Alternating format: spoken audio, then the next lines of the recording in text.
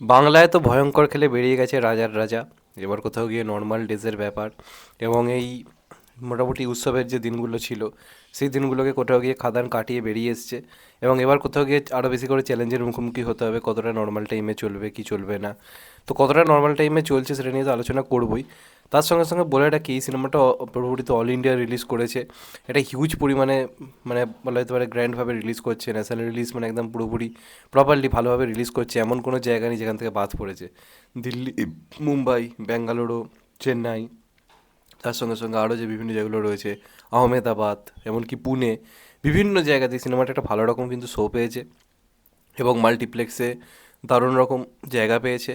এবং তার সঙ্গে সঙ্গে আমরা গোটা বাংলাতে এই সিনেমাটা কেমন চলছে, এবং আমি আগেও বলেছি যে এই যে জিনিসটা, যে যখন মানুষ দেখছে যে এই একটা বাংলা সিনেমা আমাদের এখানে রিলিজ করে না, অথচ যেখানেকার মানে সিনেমা কলকাতা বা ওয়েস্ট বেঙ্গলের, সেখানে একটা রমরমিয়ে বিজনেস করছে, এই যে নিউজগুলো সামনে আসছে সেটা ওখানকার মানুষদেরও কিন্তু বিশেষভাবে এক্সাইটেড করছে এই সিনেমাটাকে দেখাবার জন্য। আর খাদানের এই মুহূর্তে ক্রেজ কতটা ভয়ঙ্কর সেটা তো আমরা দেখতেই পাচ্ছি। প্রায় রিলিজের হয়ে গেল এতদিন পর, কালকে স্পেশাল স্ক্রিনিং বা প্রিমিয়ার হচ্ছে, সেখানেও রীতিমতো রাস্তায় উপচে পড়া ভিড়।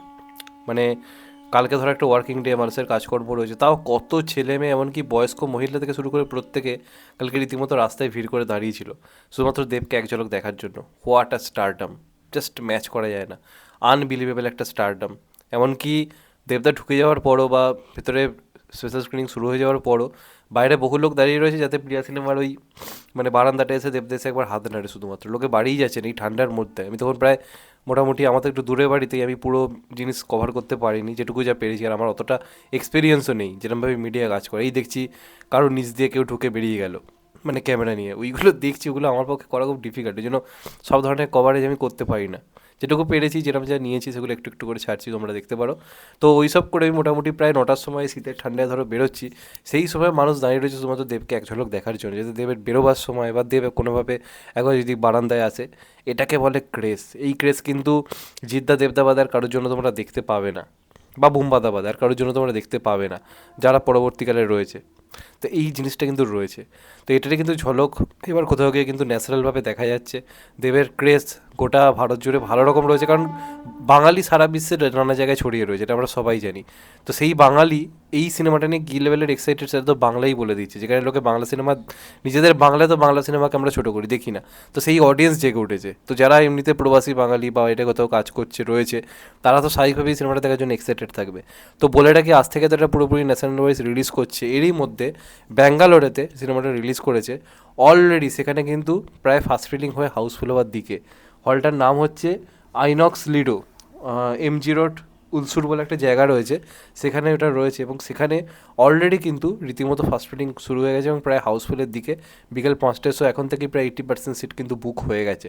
তার মানে রেসপন্সটা বুঝতে পারছো কী লেভেলের, কোথায় গিয়ে পৌঁছেছে, যে রীতিমতো বাইরে থেকে। এবং বহুরূপীর ক্ষেত্রেও কিন্তু এই জিনিসটা বিরাটভাবে হেল্প করেছিল। বহুরূপী কলকাতার বাইরেও ভালো রেসপন্স আনছিল, মানে ওয়েস্ট বেঙ্গলের বাইরেও ভালো রেসপন্স আনছিল।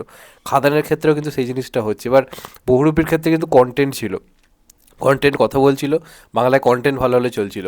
খাদানের ক্ষেত্রে কিন্তু কন্টেন্ট ভালোর জন্য চলছে না, খাদান চলছে পুরোপুরি স্টারডামের উপর ভিত্তি করে, যেটা বহু যুগ পরে বাংলাতে হলো। যে একটা স্টারডাম ওয়াইজ একটা সিনেমা, শুধুমাত্র স্টারের নামে সিনেমা ব্লকবাস্টার হচ্ছে, এটা বহু যুগ পরে হলো। এবং সেই ব্লকবাস্টারের সীমাটা শুধুমাত্র কিন্তু বাংলার মধ্যে সীমাবদ্ধ নয়, বাংলার বাইরেও কিন্তু সীমাবদ্ধ হয়ে গেল। এবং ব্যাঙ্গালোরে আজকে একটা ওয়ার্কিং ডেতেও, ব্যাঙ্গালোর কতটা ব্যস্ততম শহর তোমরা সবাই জানো, সেরকম একটা শহর। টিকিট প্রাইস আমি তোমাদেরকে বলছি, এখানে এই হলটাতে বিকেল 5টায় টিকিট প্রাইস হচ্ছে প্রায় 410-270 টাকা। তো সেই টিকিট প্রাইসে লোকে টিকিট কেটে সিনেমা দেখছে একটা ওয়ার্কিং ডেতে, তাও বাংলার বাইরে, শুধুমাত্র দেবের নামে। এবং যিশুদা অবশ্যই, সেটাও একটা ফ্যাক্টর। তো এটা হচ্ছে সেই ক্রেজ, এটা হচ্ছে সেই ম্যাডনেস।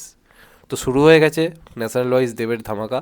আশা করবো এই কালেকশনটায় আরও ভয়ঙ্কর কিছু আনতে কোথাও গিয়ে হেল্প করবে এটা। তো দেখা যাক লাস্ট অব্দি আরও বিভিন্ন জায়গায় রিলিজ করেছে, সেখানে রেসপন্স কেমন হয়। তবে প্রথম হাউসফুল ন্যাশনাল ওয়াইড কিন্তু আজকে পেয়ে গেল খাদান, যেটা একটা দারুণ রেসপন্স, আনবিলিভেবল রেসপন্স। তো দেখা যাক শেষ পর্যন্ত কী হয়। যারা বলে বাংলা কমার্শিয়াল সিনেমার অডিয়েন্স নেই, তারা দেখুক যে অডিয়েন্সটা শুধুমাত্র বাংলার মধ্যেই সীমাবদ্ধ নেই, বাংলার বাইরেও কিন্তু সীমাবদ্ধ রয়েছে। তো তোমাদের এটা নিয়ে কি মতামত অবশ্যই কমেন্ট করে জানিও। চ্যানেলটা নতুন হলে চ্যানেলটা সাবস্ক্রাইব করে দিও অ্যান্ড কেটে দেবে বেল আইকন। ভালো থেকো সবাই, টেক কেয়ার, নমস্কার। আবার দেখা হবে, এখন তো বাই। সবাই ভালো থেকো, সুস্থ থেকো, নমস্কার, টেক কেয়ার, আবার দেখা হবে, ভালো থেকো।